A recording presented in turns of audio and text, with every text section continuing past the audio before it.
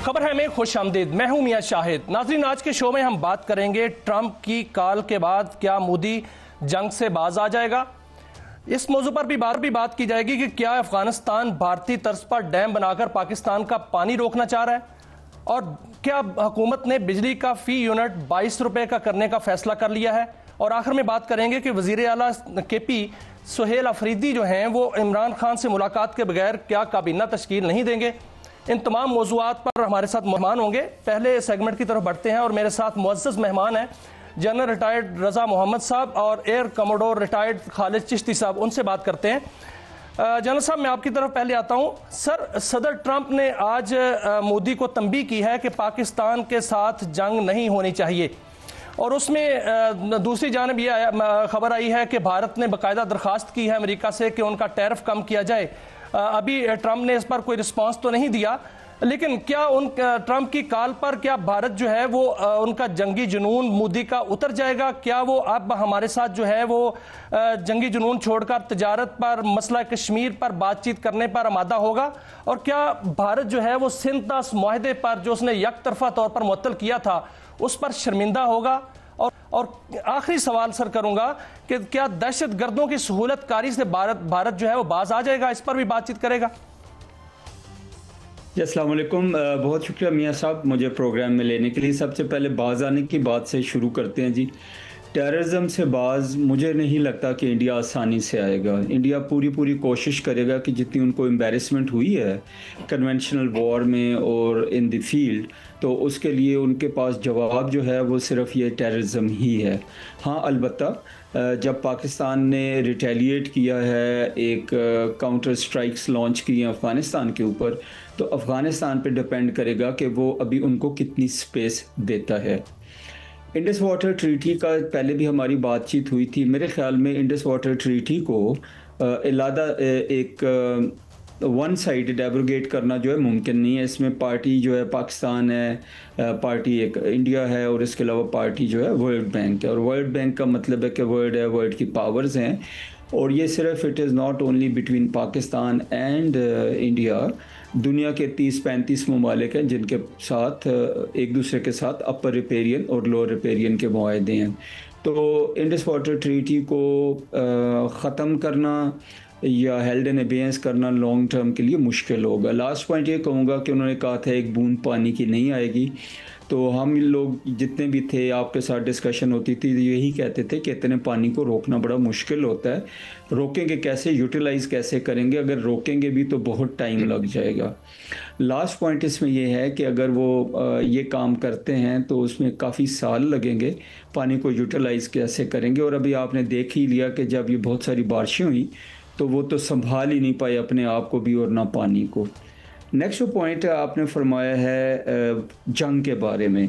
हाँ, जो टेररिज्म का मैंने बता दिया कि जी टेररिज्म तो वो करते रहेंगे जब तक बिल्कुल अफ़गानिस्तान जो है उसको समझ नहीं आ जाती और वो अपनी सरजमीन इस्तेमाल नहीं करने देता, फिर भी वो करते रहेंगे जब तक उनको उनकी हिम्मत पड़ती है, क्योंकि उन्होंने इनडायरेक्टली बदला लेना है। जहाँ तक जंग का ताल्लुक़ है, क्या वो दोबारा जंग करेंगे कि नहीं, ये मेरे ख़्याल में पॉसिबिलिटी ज़रूर है, काफ़ी स्ट्रॉन्ग पॉसिबिलिटी है।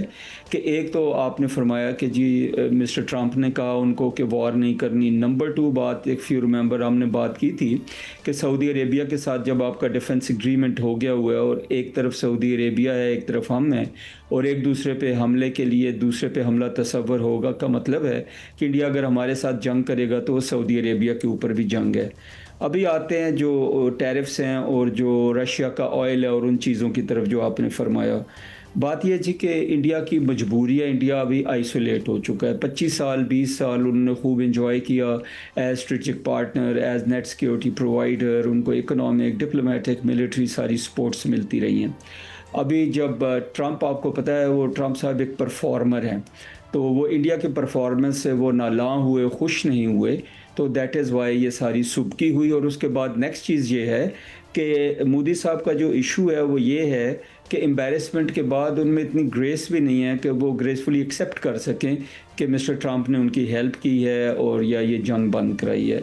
और अभी जो आपने ऑयल की बात की कि ऑयल उन्होंने ट्रंप के साथ बात करने में कह दिया कि हम नहीं ख़रीदेंगे, ट्रंप साहब ने अपने ट्वीट में भी कह दिया, लेकिन मोदी साहब ने अपनी तरफ से बताया नहीं।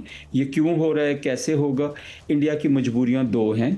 नंबर वन कि इंटरनेशनली वो आइसोलेट हो रहा है, उनके इकोनॉमिक इंटरेस्ट सऊदी अरेबिया के साथ भी हैं और अमेरिका के साथ भी हैं, जिनके साथ हमारे ताल्लुकात अच्छे हो रहे हैं। और तीसरी बात यह है कि जैसे मैंने कहा था कि KSA का हमारा एग्रीमेंट हो गया हुआ है, तो इन सूरतों में एक तो जंग उनके लिए नामुमकिन है और दूसरा वो आइसोलेट हो गए हैं, इकोनॉमिकली उनको नुकसान हो रहा है और सारी तकालीफ जो हैं उनके हल के लिए वो अभी उन तरफों को भागे हैं जो वो दुश्मन कह रहे थे। नंबर वन, वो चाइना को अपना दुश्मन कहते थे, तो अभी वो चाइना भी गए, उनसे भी हाथ मिलाने की भी कोशिश की। अफ़गानिस्तान रजीम जो है तालिबान की, उसको वो टेररिस्ट कहते थे। तो एक तरफ से अफ़गान जो है वो कहते हैं जी कि हम इस्लामी रियासत हैं और उधर से वो हिंदुओं बुत परस्तों के पास चले गए, और दूसरी तरफ से मोदी साहब जिन्होंने इनको अपनी तरफ से टेररिस्ट डिक्लेयर किया हुआ था, उनके साथ हाथ में ला रहे हैं। तो ये सारा कुछ इसलिए हो रहा है कि बिल्कुल ठीक है सर, यही मैं पॉइंट जो है वो चिश्ती साहब के सामने रखता हूँ। चिश्ती साहब, अभी जो जनरल साहब फरमा रहे थे कि भारत शायद जंगी जुनून से बाज ना आए, क्योंकि जो मोदी का जंगी जुनून है दो वजह से है। एक तो जो बिहार में इलेक्शन जो है वो सामने आ रहा है, नज़र आ रहा है कि बीजेपी हार रही है, हो सकता है उसमें उसको हजीमत का सामना जो है वो करना पड़ रहा है और उसका जो है वो बदला लेना चाह रहा हो या अपनी आवाम को जो है बताना चाह रहा हो कि मैंने पाकिस्तान के साथ जो है वो हमला कर दिया। दूसरा, उनको जो मुंह तोड़ जवाब मिला था उस हवाले से वो दोबारा जो है संदूर 2 की बात कर रहे हैं। इस बारे में फरमाइएगा कि अगर ऐसा होता है, जो ट्रंप ने भी कहा है कि जंग नहीं करनी, अगर ऐसा होता है तो पाकिस्तान का रिस्पांस तो बहुत सख्त होगा, जो कि फील्ड मार्शल कह चुके हैं। तो ये क्या वो बाज आ जाएगा? दूसरा सर कि तुर्किया मीडिया जो है वो खबर दे रहा है कि अफगानिस्तान ने भारत से $3 अरब मांगे हैं कि वो दरिया काबल पर डैम तामीर करना चाह रहे हैं। अगर ऐसा होता है, क्योंकि भारत पहले साजिश करता रहा है, अगर ऐसा होता है तो हमारा रिस्पांस क्या होगा? बहुत शुक्रिया मियाँ साहब। पहला आपने पूछा है कि वो हिम्मत करेंगे कि नहीं करेंगे। देखिए, इस वक्त प्राइम मिनिस्टर मोदी को दो तरफ से प्रेशर है। एक इंटरनल प्रेशर है, 1.4 बिलियन की पॉपुलेशन है, जो इलेक्शन ऑलमोस्ट जो सूबा का बिहार है जहाँ इलेक्शन होने वाले हैं वहाँ पर ऑलमोस्ट 13 करोड़ उसकी पॉपुलेशन है उस सूबे की, 7 करोड़ के करीब वोटर हैं। ये पंजाब के सबसे बड़ा सूबा है जो तकरीबन हिंदुस्तान की पूरे पॉपुलेशन का 10% बनता है। इन्फ्लुएंस तो उसका बहुत बड़ा होगा, कोई शक नहीं है। एक तरफ उनको टेम्पटिंग लगता है कि कुछ ना कुछ ऐसा कर गुजरें जिससे उनको इलेक्शन में एडवांटेज हो जाए, लेकिन मैं बदकिस्मती से पहली दफ़ा हैरान हो रहा हूँ हिंदुस्तान की आर्म फोर्सेस पर। 78 सालों में देखें, उन्होंने पॉलिटिक्स से कोई ताल्लुक नहीं रखा, उनकी कोई इंटरफेरेंस नहीं थी। उनको आप ये नहीं कह सकते थे उन्होंने कोई पॉलिटिकल एजेंडा टो किया हो कभी, लेकिन अभी आप नोट करें कि वो पॉलिटिकल लैंग्वेज को टो कर रहे हैं, may be not by choice लेकिन बाय कंपल्शन। यही वजह है कि कोई 5.5 महीने बाद भी जंग के आकर इंडियन एयरफोर्स चीफ कह रहे हैं कि हमने 10-12 जहाज़ मार गिराए हैं। मैं हैरान हूँ, जनरल साहब मेरे साथ बहुत से दोस्त हैं, आप इनसे पूछें वॉर गेमिंग करते थे तो आप 5 महीने बाद आप 10-12, कोई आपके डक की शूटिंग पर तो नहीं गए थे कि आपने आकर कहा 10-12 मारी हैं। 5 महीने में आपको एक फुटप्रिंट आता है, डिजिटल आपको ट्रैकिंग आ जाती है, मिसाइल की रिकॉर्डिंग आ जाती है, कॉकपिट की विजिबिलिटी होती है, रेडियो कॉल्स आती हैं, रैकेज होता है, जैसा हमने चंद घंटे के अंदर जंग के दिखा दिया था। इस तरह जंग के सबूत दिए जाते हैं। अब क्योंकि नहीं बन पा रही तो अब वो कुछ ना कुछ, जिसको कहते हैं इंटेंशन वाइज, कैपेबिलिटी वाइज उनकी कोई काबिलियत में इजाफा नहीं हुआ। मैं पिछले 5 महीने जो इंडियन एयरफोर्स देख रहा हूँ, बल्कि उनके 2 MiG-21 के स्क्वाड्रन जो तकरीबन 65-70 साल पुराने जहाज थे वो ग्राउंड किए हैं, उनकी तो स्ट्रेंथ 2 स्क्वाड्रन माइनस हुई है। एडिशन इतनी जल्दी हो नहीं सकता। एडिशनल हो भी जाए तो आप एक खरीद सकते हैं कि उपकरण खरीदना एक और चीज़ होती है, उसकी एम्प्लॉयमेंट एक और चीज़ होती है, और उसके बहादुरी से एम्प्लॉय करना एक बिल्कुल डिफरेंट चीज़ होती है। सबसे बड़ा यही आपने नोट किया होगा, मैं आपके व्यूअर्स को याद कराता चलूं कि फरवरी में भी उन्होंने कहा, इंडियन एयरफोर्स चीफ ने भी, और 30 मई की एक प्रेस कॉन्फ्रेंस जब ये हो चुका था सारा वाकया, फिर भी उन्होंने कहा कि हमें इक्विपमेंट नहीं दिए जाते और जब हम एग्रीमेंट करते हैं तो हमें पता होता है कि टाइमलाइन मीट नहीं करनी, इन्होंने फिर भी हम साइन कर देते हैं। ये मायूसी और बददिली डाउन टू लोएस्ट रैंक तक ट्रेवल करती है। जब एक एयर चीफ की बॉडी लैंग्वेज ये हो कि हमें मिलते नहीं हैं, हमें इक्विपमेंट वादा किया जाता है, हमें डिलीवरी नहीं मिलती। मैं पाकिस्तान जाइए कि एयरफोर्स चीफ से मुतअद्दिद बार मिल चुका हूँ पिछले साल डेढ़ के अंदर, तो मुझे तो कभी ये मायूसी नजर नहीं आई। उनके तो टाइमलाइन भी क्लियर होती है, उनकी स्पीड भी क्लियर होती है, उनके टारगेट गोल्स भी क्लियर होते हैं, और क्वालिटी अब भी ज़हन में होती है कि इस क्वालिटी की मुझे चाहिए इतने अरसे के अंदर, और इस पेस पे वो चल रही होती है पाक फ़िज़ाइया की तरफ।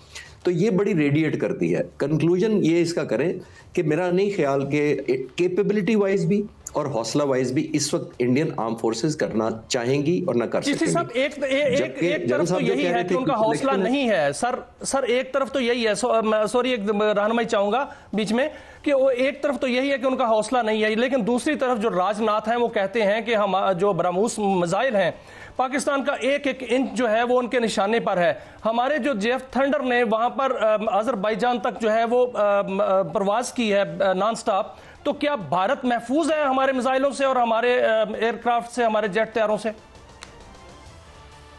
जी बिल्कुल, जिस तरह वो कहते हैं कि पूरा पाकिस्तान उनके निशाने पर है, तो अब जितने हमारे सरफेस टू सरफेस मिसाइल्स हैं, और हमने इस दफ़ा बता भी दिया है, ISPR ने बताया था कि हम ईस्टवर्ड भी डैमेज करेंगे, जिसका मतलब ये होता है कि पहले जब भी जितनी जंगें हुई हैं आमतौर पर, और ख़ास तौर पर 71 के बाद जो एस्केलेशन होती रही है, वो हमारे ईस्टर्न बॉर्डर पर होती है, हिंदुस्तान के वेस्टर्न बॉर्डर पर होती है। यानी जो उनका बॉर्डर बांग्लादेश या श्रीलंका की तरफ है वो सिक्योर रहता है हमेशा, क्योंकि वो डेप्थ इतनी है, वो सारे एसेट्स भी वहाँ रखते हैं, वो रिजर्व फोर्सेस भी वहाँ रखते हैं, वो जितने वाइटल या कीमती कोई असासे होते हैं उनको छुपा के भी रखते हैं, नोइंग कि वेस्टवर्ड उनके जो डाउनवर्ड वेस्ट साइड है वहाँ पर हमला तो होना नहीं है। ये तो एक रीच का तो कोई कन्फ्यूजन ही कोई नहीं है। एक पहली बात तो ये होनी चाहिए कि हमारे पास मिसाइल्स भी माशाल्लाह इतने हैं, JF-17 थंडर की तो शायद बारी ना आए इतनी दूर भेजने की, हम बहुत कुछ और भेज सकते हैं वहाँ पे, हमने साबित भी अभी किया है।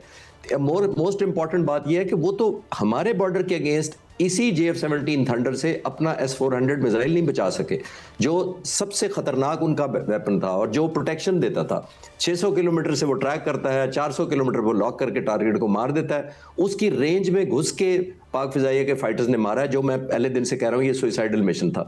तो जैसे मैंने कहा, जंग में दो चीजें चाहिए होती हैं मियाँ साहब, एक होती है आपकी सलाहियत और एक होती है आपकी बहादुरी या हौसला। तो दोनों हमने दिखा दिए हैं। तो ये इस वक्त सिर्फ लोगों को खुश करने के लिए या पॉलिटिकल स्टेटमेंट करना और बात है। और लास्ट में मैं आपके उस सवाल पर आना चाहूँगा जो आपने कहा था कि इंडिया इन्वेस्ट करना चाहता है अफगानिस्तान में डैम बनाने के लिए। जाहिर है वो जो उसकी हसरतें पाकिस्तान के खिलाफ रह गई हैं अभी मई में या इससे पुरानी, वो सारी अफगानिस्तान के थ्रू कराना चाहेगा। अफगानिस्तान के लोगों को ख़ास तौर पर, और इन तालिबान को नहीं भूलना चाहिए जो इनकी गवर्नमेंट है जिनकी, कि अभी तो जब आपने टेक ओवर किया था, इन्होंने अमेरिका जब एग्जिट करके गया है तो इन्होंने सारे काउंसलेट अपने बंद किए थे, अपनी एम्बेसी बंद की थी, अपना जलालाबाद में, मज़ार शरीफ में, हेरात में, तमाम जगहों पर इन्होंने बंद कर दिए थे अपने एम्बेसी एज अ प्रोटेस्ट कि जी ये तो टेररिस्ट की हुकूमत आ गई तो यहाँ नहीं हम रह सकते। फिर यू टर्न लिया, एयर इंडिया जहाज हाईजैक हुआ तो वो भी भूल गए। फिर इनकी एम्बेसी पर हमला हुआ था, कहते थे तालिबान ने करवाया, वो भी भूल गए। फिर इनका एक दानिश सिद्दीकी जर्नलिस्ट मारा गया, इन्होंने कहा बदला लेंगे, बदला भी भूल गए, सिर्फ इसलिए कि हमारे दुश्मन का दुश्मन अब हमारा दोस्त हो गया। अब उसको फंडिंग भी कर रहे हैं। लेकिन एक डैम तो मैंने ईस्टवर्ड भी बताया था, याद होगा आपको, जब प्रेसिडेंट मोदी ने कहा था कि एक कतरा नहीं बहने देंगे, तो मैंने कहा था कि बेफिक्र रहें, जिस दिन कौम ने चाहा और हमारी नेशनल इंटरेस्ट में हुआ, पाक फिजाइया उनको नॉकआउट करेगी अगर कोई ब्रिज किसी ने या डैम बनाने की कोशिश की। इंशाल्लाह इस तरफ भी ऐसा ही होगा। आप बेफिक्र रहें, नेशनल इंटरेस्ट पे कोई कॉम्प्रोमाइज नहीं होने लगा इंशाल्लाह ताला।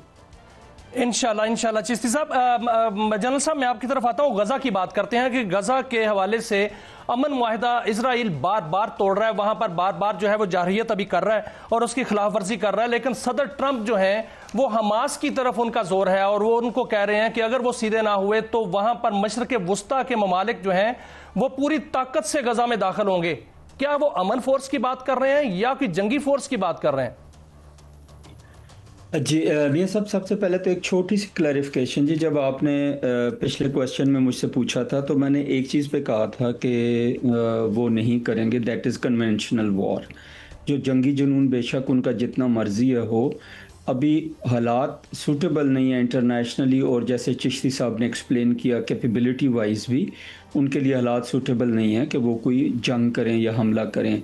कि ऐसे का मैंने एग्जांपल दिया और साथ मैंने रेफ़र किया हमारी दोस्ती जो USA के साथ हो रही है और प्रेसिडेंट ट्रम्प की जो वार्निंग है। नंबर 2, टेररिज्म वो करते रहेंगे, पानी रोकने की वो कोशिश करते रहेंगे, इंडस वाटर ट्रीटी के ऊपर वो बातें शातें करते रहेंगे, लेकिन इसको मेरे ख्याल में एब्रोगेट करना या पानी रोकना बहुत मुश्किल होगा। अभी आते हैं गज़ा की तरफ जो आपने फरमाया। आई थिंक बड़ी आपने एक अच्छी चीज़ की निशानदेही की है कि ट्रम्प साहब जब भी बात करते हैं तो वो सिर्फ हमास की बात करते हैं, वो ये बात नहीं कर रहे हैं कि इसराइल जो है वो ख़ुद कितनी ज़्यादा वायलेशंस कर रहा है। उस ट्रूस की या वो जो अमन मुआहिदा है उसकी या जंग बंदी की कितनी ज़्यादा वो खिलाफ वर्जियाँ कर रहा है। तो मेरे ख्याल में एक ये चीज़ बहुत ज़रूरी, और मैं सुन रहा था कि कतर के जो अमीर हैं उन्होंने भी यही फरमाया है कि ये इज़राइल जो है वो एब्रोगेशंस कर रहा है पीस ट्रीटी की, जो कि गलत है, या पीस मुआहिदे की या अमन प्लान की। नंबर 1। नंबर 2, हमें भी यही बात करनी चाहिए और हमारे भी जो भी पॉसिबिलिटीज़ हैं, हम अपने जितने भी दोस्त ममालिक हैं और 8 वो मुल्क जो कि शामिल थे ट्रंप साहब के पीस प्लान को यस करने में, ओके करने में, सपोर्ट करने में, उन सब को भी प्रेशराइज करना चाहिए। नंबर 2, हमास की तरफ आते हैं। मेरा ख्याल है हमास का जो केस है उसको बड़े अच्छे से हमें समझना चाहिए कि अगर हमास को कॉर्नर किया गया तो वो किसी के लिए भी मेरे ख्याल में ठीक नहीं होगा, ना वो ख़ित्ते के बाकी मुल्कों के लिए होगा, ना इज़राइल के लिए मुमकिन होगा कि वो उनको कॉर्नर कर सकें। और कॉर्नर किए गए तो वो ज़ाहिर है रीग्रुप करेंगे, इक्विप करेंगे और फिर रीअसर्ट करेंगे और वो फिर एक प्रॉब्लम बन जाएंगे इज़राइल के लिए भी और ख़ित्ते के लिए भी। बेस्ट तरीका मेरे ख्याल में ये होगा कि हमास को एब्जॉर्ब किया जाए नए सेटअप में और उनको डिसआर्म होने की कहा जाए कि वो डिसआर्म हो के नॉर्मल एक पॉलिटिकल एंटिटी के तौर पे जो नया गज़ा है और गज़ा का रूल होगा या नई फ़लस्तीनी रियासत होगी इंशाअल्लाह, जो कि एक टारगेट है सब मुल्कों का, पाकिस्तान समेत और पैलेस्टीनियन समेत और सऊदी अरेबिया समेत और कतर समेत के एक फ़लस्तीनी रियासत बने, तो उसमें उनको इंटीग्रेट करना चाहिए। हमास के लिए अगर आपको याद हो तो उसके 2 शिकें थी। एक शिक ये थी कि हमास के वो लोग जो डिसआर्म होते हैं वो वहीं रहेंगे, जो डिसआर्म नहीं होते उनको सेफ़ पैसेज दिया जाएगा। तो मेरे ख्याल में ये सेफ़ पैसेज जो है ये भी कोई इतनी बाकियों के लिए खुशाइन चीज़ नहीं होगी, ख़ासकर जो इज़राइल है उनके लिए और ख़ित्ते के लिए, कि वो फिर जो हमास के लोग हैं वो अपने आप को दोबारा स्ट्रेंथन करके इनके अगेंस्ट रिएक्ट करेंगे। ट्रंप साहब बिल्कुल ठीक है जनरल साहब, मैं चिश्ती साहब की जानिब जो है वो इस बात को ले जाना चाह रहा हूँ। सदर ट्रंप का एक बयान जो है वो सामने आया है चिश्ती साहब, बल्कि उन्होंने दावा किया है कि हमने भारत को कहा है और उन्होंने यकीन दिलाया है कि रूस से तेल नहीं खरीदेंगे। क्या ऐसा मुमकिन है कि भारत रूस को नाराज कर पाएगा? और क्योंकि भारत जो है वो क्वाड का मेंबर भी है और ब्रिक्स का मेंबर भी है, और इस हवाले से क्या भारत को एक मेंबरशिप छोड़नी पड़ेगी, एक तरफ जाना पड़ेगा, या दोनों साइडें रख लेगा? देखिए, वो जनरल रज़ा बिल्कुल ठीक कह रहे थे कि उसने बहुत ज़बरदस्त टाइम एंजॉय किया 2-3 दिहाइयों में, स्टेइंग रेलेवेंट, और अपनी एक पुलिसमैन कह लें या एक बैलेंसिंग फैक्टर कह लें, उसने बड़ा एंजॉय किया। रशिया का भी ट्रस्ट किया, अमेरिका का भी किया, चाइना से ट्रेड वैसे करता रहा, यूरोप के साथ गुड बॉय बन के रहा।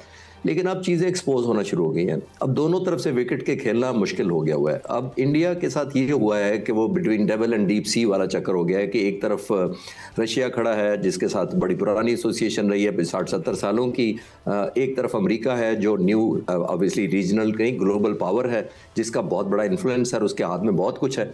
तो ये मजबूरियां अब बहुत ज़्यादा सामने आ रही हैं क्योंकि ओवर कमिट जब आपने ब्रिक्स के पायनियर मेंबर्स में से है हिंदुस्तान, अमेरिकन प्रेसिडेंट को ये भी गुस्सा है। और बाय द वे सस्ता तेल चीन भी खरीद रहा है, लेकिन क्यों चीन को अमेरिका को इतनी हिम्मत नहीं कि उसको इस हद तक प्रेशराइज किया जा सके, क्योंकि ज़्यादातर चाइना पे डिपेंडेंसी है अमेरिका की, वहाँ से इंपोर्ट करने की बहुत। अगर चाइना पर, इसीलिए आपने देखा कि टैरिफ भी रिवाइज हो जाते हैं चाइना के खिलाफ, बाकियों के मुल्कों के खिलाफ नहीं होते। तो इन्होंने कॉर्नर तो प्राइम मिनिस्टर मोदी को और इनकी हुकूमत को बड़ा इफेक्टिव तरीके से किया है, क्योंकि ये इनको एक्सेप्ट कराना पड़ेगा और कॉम्प्रोमाइज़ करना पड़ेगा। अगर वो तेल पे प्रेशराइज कर सकते हैं तो ट्रेड पे भी कर सकते हैं। ट्रेड आपके व्यूअर्स को बताता चलूं कि हिंदुस्तान का अमेरिका के साथ बहुत ज़्यादा स्टेक है एज़ कम्पेयर टू पाकिस्तान। हमारी जब जंग बंद हुई थी मई में, तो अमेरिकन प्रेसिडेंट ने कहा था कि मैंने इन दोनों मुल्कों से कहा ट्रेड करो, वरना अगर जंग की तो मैं ट्रेड बंद कर दूंगा। हमारा ट्रेड का बहुत कम है एज़ कम्पेयर टू इंडिया है तकरीबन 140 से 45 बिलियन डॉलर का एनुअल ट्रेड है। हमारा ट्रेड है 9.2 बिलियन के करीब अमेरिका से, कोई रेशो भी नहीं है। 15-20 गुना हिंदुस्तान हमारे ज़्यादा ट्रेड करता है, पहली बात तो ये है। और बहुत बड़ा इंस्ट्रूमेंट ऑफ कोर्शन या प्रेशर है अमेरिकन प्रेसिडेंट के हाथ में कि अगर वो इसको थ्रेट करें कि हम बंद कर देंगे। एक और चीज़ हमें नहीं भूलनी चाहिए, अमेरिका जो है वो बहुत बड़ा क्लाइंट है इंडिया का ऑन IT सेक्टर, यानी कि तकरीबन 286 बिलियन डॉलर पिछले साल इन्होंने कमाया है IT सेक्टर से, सिर्फ जिसमें इंडिया के पास तकरीबन 56% आउटसोर्सिंग जो आईटी की दुनिया में होती है उसका हिस्सा इंडिया के पास है। तो ये आप फैक्टर भी ज़हन में रखिएगा, सिंपल ट्रेड नहीं है। इवन आईटी का अगर वो डिपेंडेंसी कम करना चाहें इंडिया के ऊपर तो ये बहुत बड़ा 286 बिलियन सोचे जरा, बहुत बड़ी अमाउंट है इंडिया के लिए जो उसके रेवेन्यू जनरेशन के लिए। तो आई थिंक ये कॉम्प्रोमाइजेज अमेरिका ही करवा सकता है और प्रेशर भी करवा सकता है। और आखिरी बात मैं कहूँगा कि किसी दिन प्रेसिडेंट अच्छे मूड में हो तो वो कश्मीर भी दोबारा याद करें कि जिसको क्या कर उन्होंने बंद कराया था, और पिछली दफ़ा भी कहा था मैं कश्मीर का मसला हल कराऊंगा। अब क्योंकि इंडिया ऐसी पोजीशन पर आया हुआ है तो मेरा ख्याल है इस लॉन्ग टर्म में सिर्फ जंग रुकवाना तो एक बहादुरी है, इस खित्ते में एक पीस को इंश्योर करना या अमन आए और वो कश्मीर के बगैर नहीं आना, उस पर भी मुझे लगता है कि और दुआ गो मैं कि अमेरिकन प्रेसिडेंट को याद आए कि ये भी वादा था उनका। बहुत शुक्रिया जनरल रिटायर्ड रजा मोहम्मद साहब, कमोडोर रिटायर्ड खालिद चिश्ती साहब, आप हमारे साथ थे, आपने हमें गाइड किया और पाक भारत और गज़ा के हवाले से बहुत सी मालूमात जो हैं वो दी। नाजरीन एक वक्फा है, वक्फे के बाद दोबारा हाजिर होंगे तो बात करेंगे कि बिजली की फ़ी यूनिट कीमत क्या 22 रुपये तक होने जा रही है। इस हवाले से हमारे साथ मौजूद होंगे एक मुअज़्ज़ज़ मेहमान। दोबारा हाजिर होते हैं, हमारे साथ रहिएगा।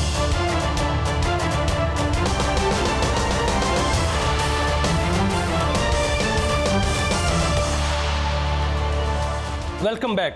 नाज़रीन अब हम बात करेंगे सोने की कीमतों के हवाले से और सोने की खरीदारी के हवाले से कि बहुत तेज़ी से कीमतें भी बढ़ रही हैं और ख़रीदारी भी बहुत तेज़ी से हो रही है। और फिर बात करेंगे बिजली के फ़ी यूनिट की कमी के हवाले से, आज एक बड़ी खुशखबरी है वो भी आपके सामने रखेंगे। और उसके बाद बैनुल अक़वामी सतह पर पाकिस्तान की जो मदनियात हैं उनकी पजीराई हो रही है, उस हवाले से भी बात करेंगे।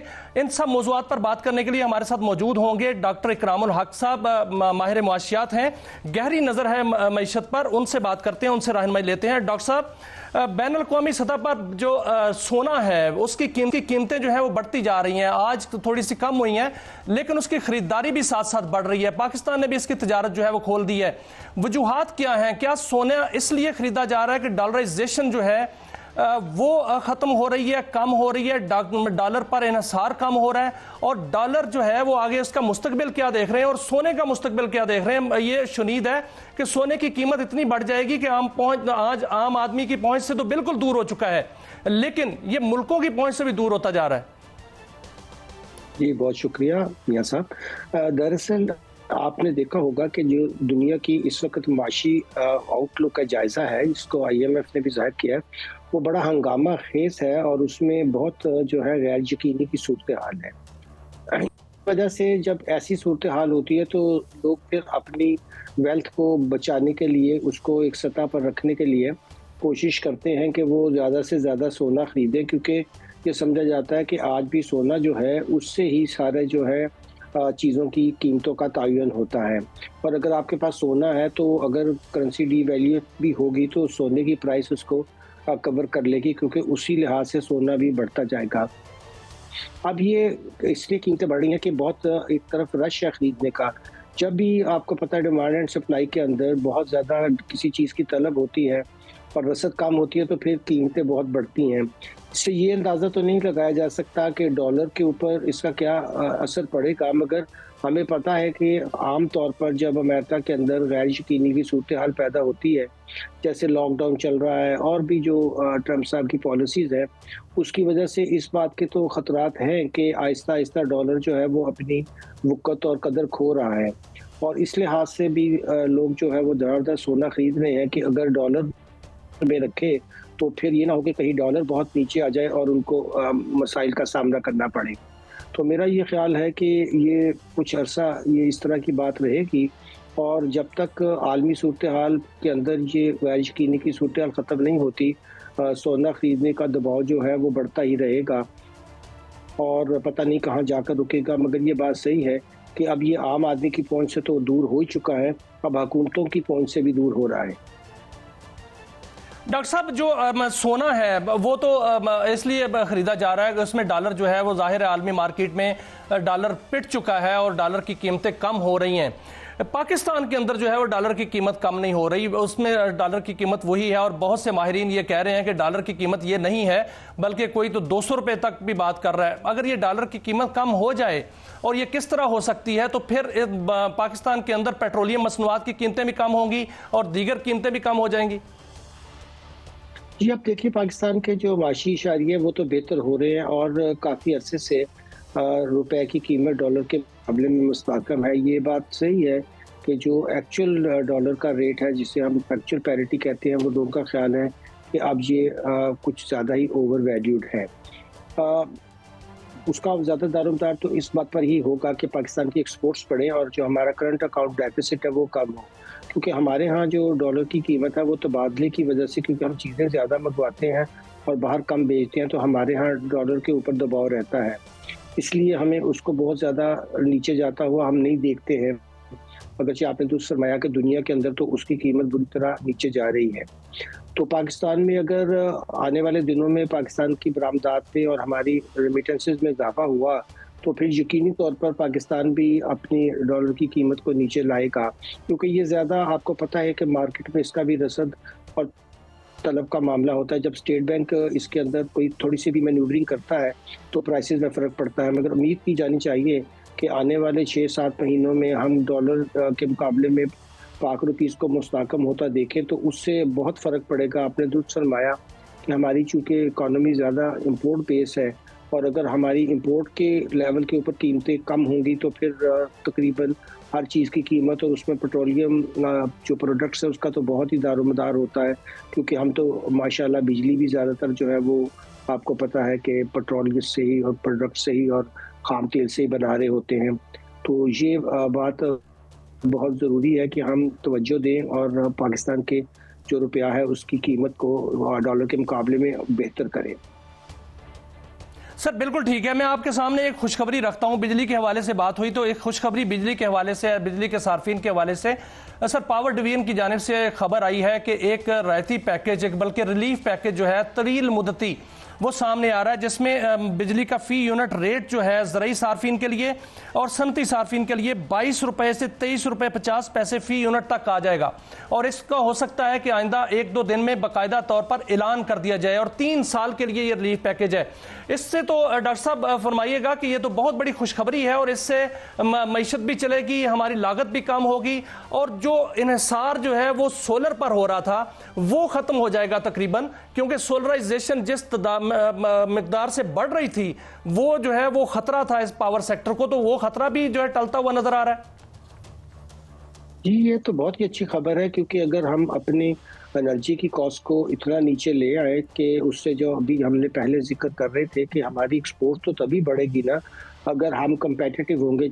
एक ही चीज़ जो हमारी एक्सपोर्ट्स को कंपेटिटिव नहीं होने देती उसमें आपको पता है एनर्जी का बहुत अमल दखल था। और जो टेक्सटाइल में भी हमारी एक्सपोर्ट्स में बावजूद इसके कि हमें बेहतर टैरिफ मिला अमेरिका में भी उसकी, और हमें कोटा भी मिला हुआ है स्पेशल जीपीएस जो ईयू से, मगर हम कंपेटिटिव नहीं थे, क्योंकि रीजन के अंदर जो कॉस्ट ऑफ इलेक्ट्रिसिटी है उसको जब तक हम कम्पीट नहीं करेंगे, और यही मुतालबा भी था बड़े बड़े एक्सपोर्टर्स का टेक्सटाइल के अंदर कि अगर आप ऐसा करें सर, तो सर यही मैं चीज सामने रखूंगा कि सनती सार्फिन जो है सर, सनती सार्फिन जो है वो 34 रुपए फी यूनिट जो है वो बिजली का टैरिफ दे रहे हैं और जो ज़रई सार्फिन है वो 38 रुपए फी यूनिट बिजली का टैरिफ दे रहे हैं। अब जब अगर 22 रुपए से 23 रुपए 50 पैसे होता है तो इसका मतलब है 14 रुपए फी यूनिट तक बिजली की कीमत कम हो जाएगी। ये बहुत बड़ा रिलीफ है, बहुत बड़ा रिलीफ है। देखिए इससे बहुत बहुत बेहतरी आएगी हमारी मईशत में। एक तो ज़रई जो हमारी पैदावार है जिसके अंदर बहुत ज़्यादा बिजली की कीमत की वजह से चीज़ों की कीमतें बढ़ती हैं वो बहुत कम हो जाएंगी, और मैं अर्ज़ कर रहा था कि एक्सपोर्ट भी हमारी बहुत बढ़ेगी, और जब हमारी एक्सपोर्ट बढ़ेगी तो जो हम पहले जिक्र कर रहे थे कि पाक रुपी तभी मुस्तहकम होगा अगर हम अपना करंट अकाउंट डेफिसिट को काबू करें और एक्सपोर्ट्स को बहुत ज़्यादा बढ़ाएं। जैसा हमारा दुनिया के अंदर 5th लार्जेस्ट हम आबादी हैं दुनिया की, तो हमारी एक्सपोर्ट्स भी दुनिया की 5वीं बड़ी होनी चाहिए और मईशत भी दुनिया की 5वीं बड़ी होनी चाहिए, क्योंकि हमारे यहाँ अल्लाह ताला की तरफ से कुदरती और इंसानी वसाइल की कोई कमी नहीं है। मगर अगर ये जो बुनियादी हमारे यहाँ एनर्जी का क्राइसिस पैदा हुआ और चलता ही चला जा रहा है, अगर हमने इस पे जैसे इस अच्छी खबर के ज़रिए और वाकई ये इम्प्लीमेंट हुई और हमने इस पे काबू पा लिया, तो फिर तो पाकिस्तान बहुत तेज़ी से तरक्की करेगा और जो हमारी मुश्किलात है माशी, चाहे वो आम बंदे के घरेलू हो या हमारी संतों के पहिया चलने की हो, वो बहुत हद तक जो है वो दूर होंगी और हम आगे तरक्की से बढ़ते हुए नज़र आएंगे। बिल्कुल डॉक्टर साहब, ऐसा ही होगा इंशाल्लाह। सर आज पाक नेवी ने एक बड़ी कामयाबी जो है वो हासिल की है, यरमूक जो हमारा जहाज है, उन्होंने $1 बिलियन की जो मंशियात हैं वो समंदर से पकड़ी हैं, और ये बहुत बड़ी खेप जो है वो पकड़ी गई है। उसकी जो मालियत बताई जाती है वो $1 बिलियन बताई जाती है। बहुत बड़ी जो खेप पकड़ के उसको ज़ाया कर दिया है। सर, इस तरह की जो मंशियात हैं वो कहाँ से आती हैं, कहाँ जाती हैं, कैसे ट्रांसपोर्ट होती हैं, इसको जो है वो इसकी रोकथाम के लिए क्या इक़दाम होने चाहिए? देखिए, ये तो जो हमारे बड़े बड़े इसमें माफिया हैं वो इतने हाई सीज के अंदर माहिर हैं कि इतनी बड़ी क्वांटिटी, ये जो क्वांटिटी का सुन के हमें अंदाजा हो रहा है कि वो कितने पावरफुल हैं। और आपको पता है कि हाई सीज के अंदर इस तरह की जो है वो स्मगलिंग करना बहुत ज़्यादा एक्सपर्टीज भी रिक्वायर करता है और बहुत ज़्यादा रिसोर्सफुलनेस भी रिक्वायर करता है। तो बड़ी हैरानकुन बात है कि अभी तक हमारे यहाँ इतने बड़ा माफिया जो है वो एग्जिस्ट करते हैं, और उसकी वजह से हम इतनी मकदार में मंशियात बाहर भिजवा रहे हैं।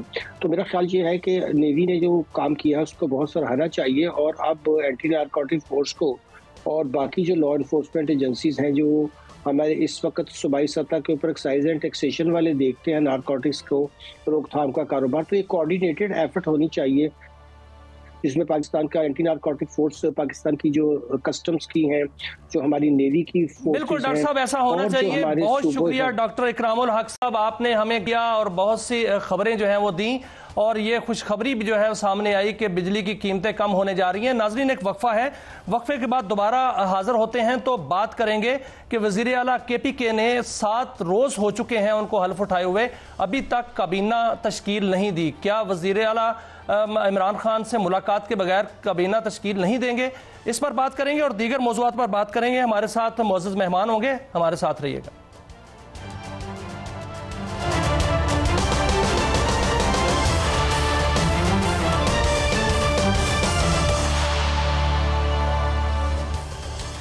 वेलकम बैक नाजरीन। अब हम बात करेंगे KP वज़ीर आला सुहेल खान अफरीदी के हवाले से। हमारे साथ मौजूद होंगे मुअज़्ज़ज़ मेहमान मुनीब फ़ारूक साहब, सीनियर तज़कियाकार, सीनियर सहाफ़ी और गहरी नज़र रखते हैं सियासत पर भी और दीगर मामलात पर भी। बिला तमहीद मैं मुनीब साहब की तरफ चलता हूँ ताकि उनकी बातें सुनें और उनसे मालूमात हासिल करें। सर अस्सलाम वालेकुम। मुनीब साहब, वज़ीर आला KPK को हल्फ उठाए हुए 7 दिन हो चुके हैं, अब तक जो काबीना है वो तश्कील नहीं पाई। वो जब उनको बुलाया जाता है किसी मीटिंग में वफाक में वो नहीं आते, वहाँ पर शुरका जाते हैं नेशनल वर्कशॉप के, उनको नहीं मिलते, जो गाड़ियाँ हैं बुलेट प्रूफ वो भी वापस कर देते हैं। तो सर, ये काबीना भी अभी तक तश्कील नहीं पाई, क्या ये फैसला साजी की उनमें जो कुछ कमी है, या वो बुजदार की तरह सीख रहे हैं, या वो लॉयल्टी का या जो वफादारी है उसका वो लेवल है कि वो बानी पीटे से मिले बगैर काबीना नहीं बनाना चाहते? नुकसान तो सूबे के अवाम का हो रहा है। बहुत शुक्रिया आपका। देखिए, मेरे ख्याल में ये बात तो इस पे कोई इबाम नहीं है कि अगर काम में कोई तात्तुल आता है तो होगा वाकई पाकिस्तान तहरीक इंसाफ के वर्कर्स को या वोटर सपोर्टर को, और खैबर पख्तूनख्वा के अंदर बहुत बड़ा मैंडेट है पाकिस्तान तहरीक इंसाफ का। वहाँ अगर उनके वज़ीर आला ने चंद फैसले लिए हैं, एक तो पूरा इख्तियार था इमरान खान साहब को कि जिसको वो चाहें वो वज़ीर आला इलेक्ट करें और करवाएं, उन्होंने करवाया। मिथ टूट गया कि तहरीक इंसाफ में कोई फॉरवर्ड ब्लॉक है, वो भी खत्म हो गया, साबित किया गया कि बिल्कुल। हाँ, ये है कि जो वज़ीर आला के ऊपर इस वक्त दबाव है, वो दबाव ये है कि आपने इमरान खान साहब के साथ 100% लॉयल्टी दिखानी है, वफाक के साथ जो मामलात हैं उनमें अपना एक मौक़िफ़ रखना है। कुछ बातें ऐसी हैं जो उन्होंने की, जैसे वज़ीर आज़म की जो मीटिंग थी वो उसका ताल्लुक किसी भी चीज़ से हो, बहरहाल वज़राए आला मौजूद थे, उसके अंदर उनका ना जाना और अपनी जगह एक अनइलेक्टेड शख्सियत को भेज देना जिनका ताल्लुक भी KP से नहीं है, जो सिंध से ताल्लुक रखते हैं, उनको उस मीटिंग में भेज देना along with the chief secretary, मैं नहीं समझता वो भी कोई दानिशमंदाना फैसला था। लेकिन बहरहाल वो सूबे के वज़ीर आला हैं, बाख्तियार हैं, करनी तो उन्होंने अपनी मर्जी है। लेकिन जो उन पे दबाव है कि आपने हुकूमत के साथ, यानी वफाकी हुकूमत के साथ कोई वर्किंग रिलेशनशिप नहीं बढ़ाना, मैं समझता हूँ वो एक बहुत बड़ी वजह है जो उस दबाव का इन्फ्लुएंस नजर आ रहा है सुहेल अफरीदी साहब के फैसलों के ऊपर। तो सर काबीना की तश्कील नहीं हो पा रही, 7 दिन हो गए हैं, काबीना अभी तक नहीं बनी, तो सूबे की काबीना ना होना अमूर कैसे चलेंगे? क्या इमरान खान से मुलाकात वाकई शर्त यही है कि उनसे मुलाकात होगी तो काबीना बनेगी? तो मुलाकात करा देनी चाहिए। देखिए उसका जी मुलाकात बिल्कुल होनी चाहिए और ना कर, वैसे तो supreme court Islamabad high court के 2 रुकनी बेंच का हुक्म भी है, मुलाकात ना होना तो उसका कोई जवाब नहीं दिया जा सकता, क्योंकि वहां कौन सा किसी ने को खान साहब को जेल से निकाल के बाहर ले जाना है। मुलाकात होनी चाहिए, लेकिन जो न्यू नॉर्मल है, प्रैक्टिकल बात मैं आपको बता रहा हूँ, वो पिछले साल अक्टूबर 2024 से यही न्यू नॉर्मल है कि कभी मुलाकात हो जाएगी, कभी नहीं होगी, कुछ को कभी रोका नहीं जाएगा और किसी का फिर मर्जी होगी तो हो जाएगी, नहीं मर्जी होगी तो ना होगी। मुझे उम्मीद तो है कि सोहेल आफरीदी साहब की मुलाकात हो सकती है कुछ अरसे में, लेकिन फिलहाल सोहेल आफरीदी साहब का जो ताल्लुक है विद फेडरल गवर्नमेंट या विद दी ऑब्वियसली जो मुल्क के दीगर इदारे हैं उनके साथ, वो कोई लिएजॉन उस तरह से बन नहीं पाया, एक कम्युनिकेशन गैप एग्जिस्ट करता है।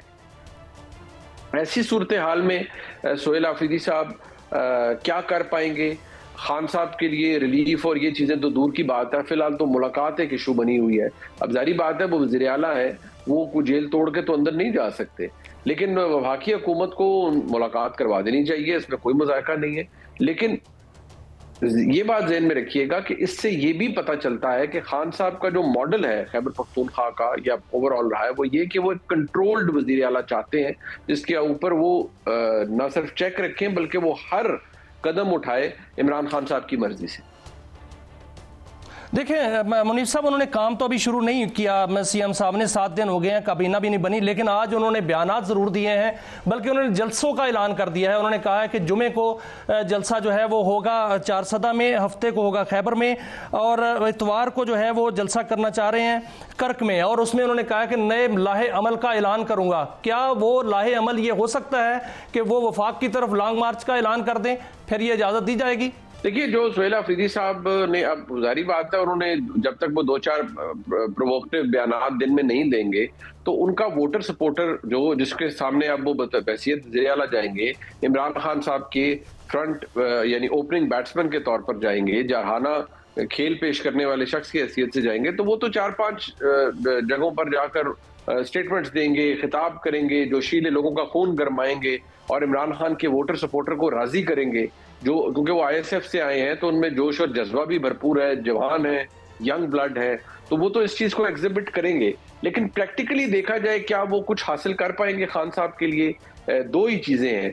देखिए, एक उन पर दबाव है सूबा चलाने का या सूबे की गवर्नेंस का, दूसरा दबाव है सूबे के लॉ एंड ऑर्डर का जो खराब है, अबतर है, तीसरा दबाव है वफाक का कि आपने वही पॉलिसी अपनानी है जो वफाक की है और उससे तब्दीली नहीं हो सकती।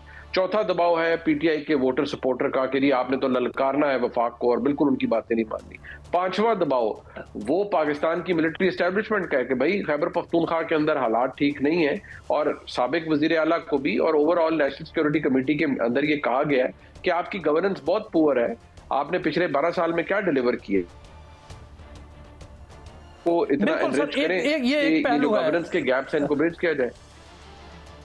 मुनीब भाई, ये एक पहलू है, लेकिन दूसरा पहलू ये है कि बानी पीटीआई की जानिब से सख्त ट्वीट आते हैं, और दूसरा उनके जो सीएम है, नौ मुंतखब सीएम, वो कहते हैं कि मैं ऐसी तरमीम लाना चाह रहा हूं जिससे जो है वो मुल्क जो केपीके के अंदर कार्रवाइयां होती हैं दहशतगर्दी के खिलाफ, उनको रोका जा सके। तो ऐसे कैसे चलेगा मामला और कैसे गुड गवर्नेंस होगी, कैसे लॉ एंड ऑर्डर की सूरत हाल बेहतर होगी? सर देखिए, वफाक के साथ लड़के तो लॉ एंड ऑर्डर की सूरत हाल बेहतर नहीं हो सकती, सियासत को आप साइड पे भी रखते हैं। सूबा खैबर पख्तूनख्वा वफाक की इकाई है और वो पाकिस्तान का उतना ही अहम हिस्सा है जितना कोई और सूबा है, लिहाजा सूबे के साथ महाजराई में तो कुछ नहीं होगा।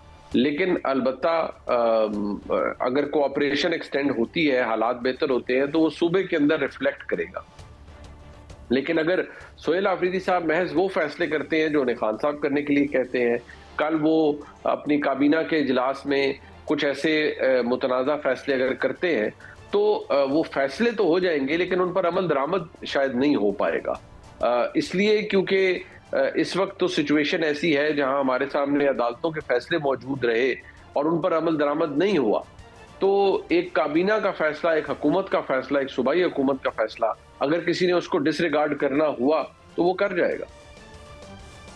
मुनीब साहब देखिए, ये वो सीएम है, सीएम जो होता है वो मुख्तलिफ मीटिंग्स में जाते हैं, मुख्तलिफ वो उनकी कोऑर्डिनेशन होती है, वफाक के साथ भी होती है। अलीमीन गंडापुर जो थे वो भी आते रहे और बड़ी हाई सिक्योरिटी मीटिंग्स में बैठते रहे और बड़ी हाई सिक्योरिटी शख्सियात से मुलाकात भी करते रहे। लेकिन यहाँ पर यह बात आ रही है कि मैं कोर कमांडर को बुलाऊंगा, मैं फलां को तलब करूंगा, मैं फलां को तलब करूंगा। क्या ऐसा हो सकता है, ऐसा चलेगा? देखिए, वो तो स्पीकर साहब ने एक ब्रीफिंग के हवाले से कहा था और मैं समझता हूँ अगर असेंबली के मौजूद अरकान है, अगर उनको लॉ सिक्योरिटी के ऊपर ब्रीफिंग, जाहिर बात है वहाँ फौज लेड ऑपरेशन हो रहे हैं जिसमें खैबर पख्तूनख्वा की बड़ी गयूर पुलिस है, दलेर पुलिस है, वो शामिल है, एफसी शामिल है और पैरामिलिट्री फोर्सेस शामिल हैं। तो अगर वहाँ पर ये ऑपरेशन हो रहे हैं तो उनके ऊपर आईजी ब्रीफिंग दे सकते हैं, आईजी एफसी दे सकते हैं, आईजी पुलिस दे सकते हैं, कोर कमांडर पेशावर दे सकते हैं। तो वो तो अगर असेंबली अरकान को ब्रीफिंग दी जाती है वो तो बहुत अच्छी बात है, लेकिन बाकी वज़ीर आला के पास तो कोई इख्तियार नहीं होता कि वो किसी को तलब कर सके। वज़ीर आला अलबत्ता एपेक्स कमेटी के अंदर जाते हैं, वहाँ कोर कमांडर भी होते हैं, वहाँ वज़ीर आला भी होते हैं, चीफ सेक्रेटरी होते हैं, आईजी होते हैं। बहुत शुक्रिया मुनीब फारूक साहब, आपने हमें कीमती वक्त दिया, हमें गाइड किया और इस हवाले से केपी की सूरत हाल बताई। नाज़रीन, ये था आज का शो, उम्मीद है आपको पसंद आया होगा। अपना ख्याल रखिएगा। अल्लाह हाफिज़।